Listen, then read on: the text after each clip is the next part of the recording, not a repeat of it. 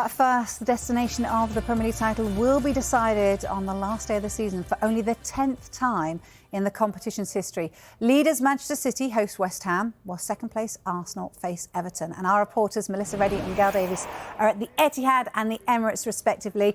Good morning to you both. Melissa, I'm going to start with you. City looking to make history this afternoon. So what's Pep told you about their mindset going into today? Well, while everyone in the world not of an Arsenal persuasion thinks that it is a done deal, a foregone conclusion that Manchester City will make it a 6th title in 7 seasons and an unprecedented 4 on the spin, Pep Guardiola has been the opposite. He told me he's heard all those comments and he disagrees. He feels that City could lose or draw against West Ham, and so he's been impressing on his players that what they've done previously counts for nothing going into today. He wants them to be prepared for and fight against the worst case scenario. And he's actually not spent any time thinking about City lifting the title. He's been so preoccupied with all the ways West Ham can hurt them, and actually what he's imagined is Arsenal as champions. So it's quite clear that with that finish line in sight, Pep is keeping himself on his toes and his players' heads in the game. And as for us, we'll be strapped in for any potential twists and turns as that title race enters its last stride. Yeah, it's going to be brilliant, isn't it? Gail, as Melissa was saying, that Arsenal need a huge favour, don't they, from West Ham? But Arteta's telling everyone the dream is still very much alive, isn't he? He really is, Vicky, and they've made it this far. They've earned the right to do something very, very special on the final day. And why does Arteta believe it? Well, because he's lived and breathed what's been an amazing Arsenal season up until today. And he's watched a club win more games than ever before in the Premier League in terms of Arsenal score more goals in 89. Defensively, they've been a rock. They've taken 4 points off City. They're on course for a huge points total in 89, and that's why he believes. And it's interesting, isn't it, because we know that somebody's going to have to do him a favour today, and it's 2 men that have shaped him as a player and a manager in David Moyes and Pep Guardiola that hold his future, I guess, destiny in their hands. Didn't speak to Moyes this week, but is certainly hoping something very, very, very special. He says it's not a miracle, it's doable, and that is what he's instilling in his players today. Thank you very much, Gail and Melissa, before. It's really interesting. I love that comment about, you know, it's Moyes and Pep. You couldn't have written this script, could you, at all? How much credit do you think, Jonathan, Arsenal actually deserve pushing City all the way to this final day? Immense. I mean, if you think of last season, Vicky, they stumbled and in fact blew up really in the run-in. And the questions then were, you know, can they really regroup from this? Was this season a one-off? Questions about Arteta, questions about the squad. And this season, they've gone a lot better. They're there on the final day. He's improved players. I think he's improved as a coach himself. There's a lot more variation there. His motivating skills are better. His behaviour's even starting to improve on the touchline. And it's interesting how, even now, even when it looks impossible to the rest of us, his eyes are still on the prize, and he's managed to project that into the club. And I think the impression you get from Arsenal, whatever happens today, is that they're still moving forward and they'll be there again next season. And this is a huge statement, what they've done this season. It's fascinating, the difference between Pep and Mikel Arteta, and yet, you know, he was his prodigy, wasn't he? And yet the way that they're approaching this game is very much Arteta saying we believe, and Pep almost saying we don't believe. It's bizarre, really. It is a bit, but I think Pep's fascinating as well, because we always talk about the tactical side, the genius side, but when you sit through press conference after press conference with Pep, the biggest thing he talks about is motivation, biggest thing he talks about is character, and there's nobody better at the moment, maybe Klopp, but in terms of keeping a squad in the palm of his hand, fully motivated. I'll take you back to December the 10th. Man City are at Luton. They're 1-0 down after an hour. And at that point, they're 7 points off the top. They're closer to West Ham in 9th than they are to Liverpool in 1st at that point. And we're almost halfway through the season. And they dig out that game, and afterwards Pep Guardiola says, our task now is to prove everybody wrong, prove all the doubters wrong. As if there are doubters about Man City, but he's like Fergie. He'll create this atmosphere of us against the world, even when he's in the position of having the best team. And he's kept them going, and it's typical him today to say, we could lose this. You know, we've got to fight against something again, and that's part of his genius. Yeah, it is. Did the win against Spurs on Tuesday feel like a defining moment of the season, Darren? No, in a word, because I think there have been plenty of other wins for City that have been defining. I think the win over Spurs was more ominous than anything else, because I think as far as City are concerned, Guardiola, if for our racing fans watching, he should be a racehorse trainer. He knows how to train a team to come good just at the right time. And that's what the very best racehorse trainers do. And we ask so many questions of this City side and other iterations of it.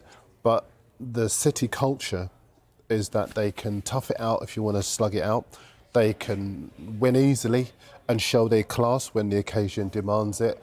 They've got the character and the culture at the club to know how to win. There is a bar they set themselves and they don't fall below it. And when one player doesn't do what he should do, he's out of the team and someone else is ready to come in and take their place, whether it's another senior player, whether it's a younger player like a Rico Lewis or an Oscar Bob or a Phil Foden, who's now coming of age in a City shirt.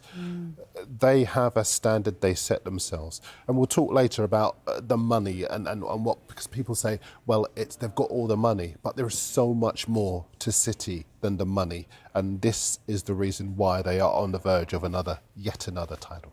Is there so much more to this game as well? Because I think a lot of people think that it is just a formality, but West Ham have shown actually that they can do it against the big teams. They beat Arsenal, didn't they, earlier on in the season? Back in December, I know, and they've been a different team since then.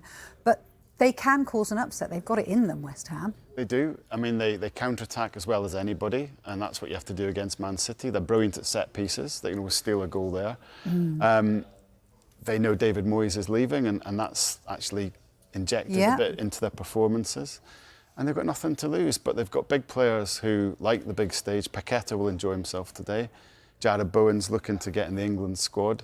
Kudus always turns up. So it's, you know, they're not easy meat for Manchester City, but David Moyes has not beaten Pep Guardiola. West Ham haven't won there for a long time. And history tells you that Man City get the job done. Well, you could go even further than that. Nobody's won there for a long time. Exactly. They haven't lost at the Etihad since November 2022. West Ham, of course, have lost on their last 2 away games by 5 goals on each occasion. So the numbers don't go in West Ham's favour. But like you say, John, Paqueta, some people say he's auditioning maybe for the old City shirt. Who knows? Kudus is a wonderful player who could do even bigger things than he's done so far. And West Ham are playing with the handbrake off. David Moyes, it's its last game. There'll be questions about that one because I think he's done a lot for that club, but that's a different story. But I think in general terms, West Ham go there with a bit of freedom, a bit of abandon. Who knows? We always talk, you know, I mean, we're quite proud, I think, of the Premier League and we get to work in it. We're quite lucky. But should we be really proud, in fact, because this is quite rare, isn't it, that we've seen this, you know, going toe-to-toe until the end of the season for leagues around Europe.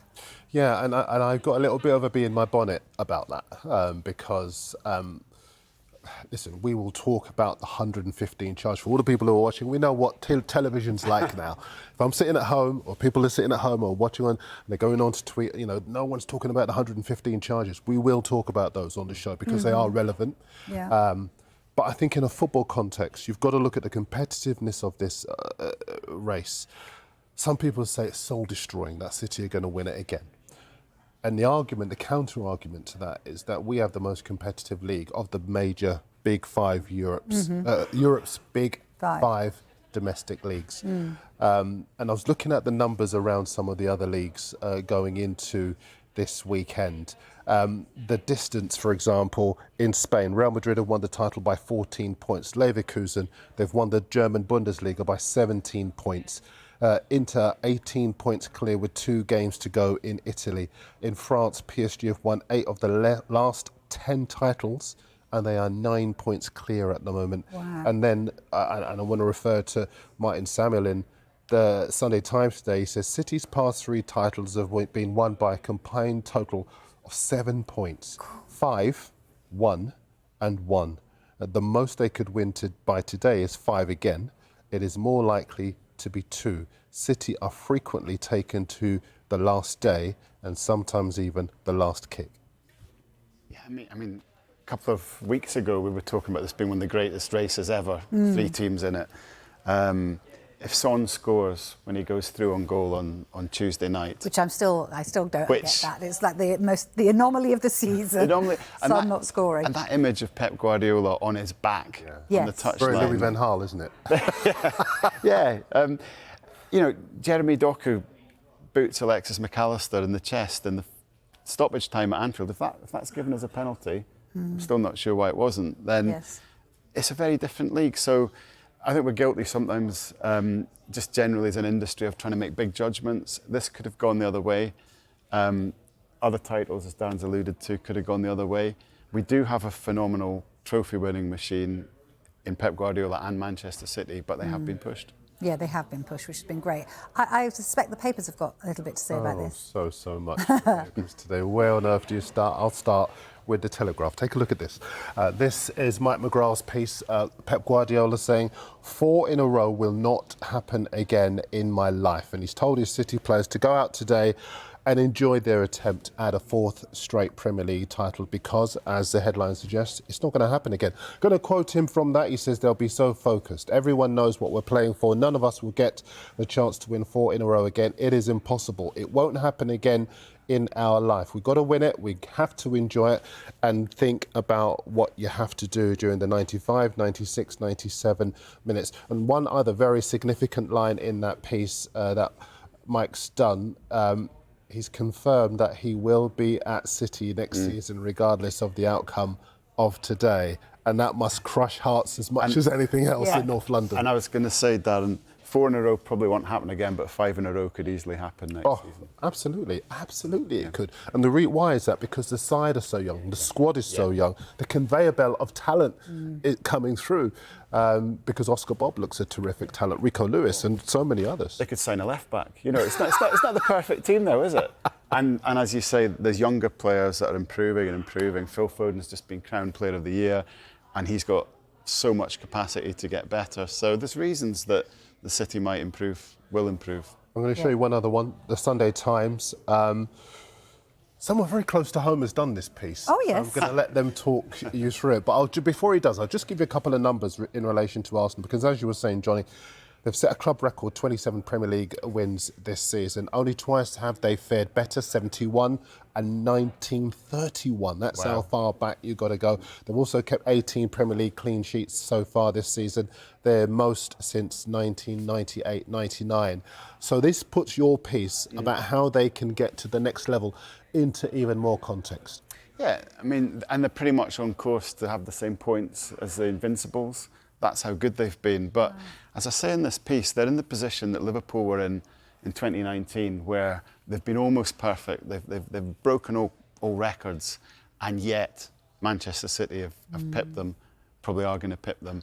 So that's what faces Arsenal now. As part of this piece, I spoke to David Raya, and he had this great phrase about how you've just got to keep hitting and hitting at the wall until the wall comes down. And that is the mindset at Arsenal. It hasn't been a perfect season for them either. So they have those little bits that they could improve. They could sign a left back. You know, they don't have one either.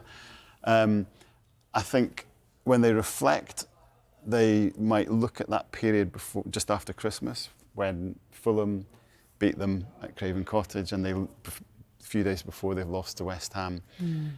And I think that Fulham performance kind of stands alone as the one time that Arteta was angry with his team. The one time that they maybe didn't believe that they could do this, and they threw a game away. And the lesson that Manchester City teach you is that one bad game can be enough, because they are so relentless.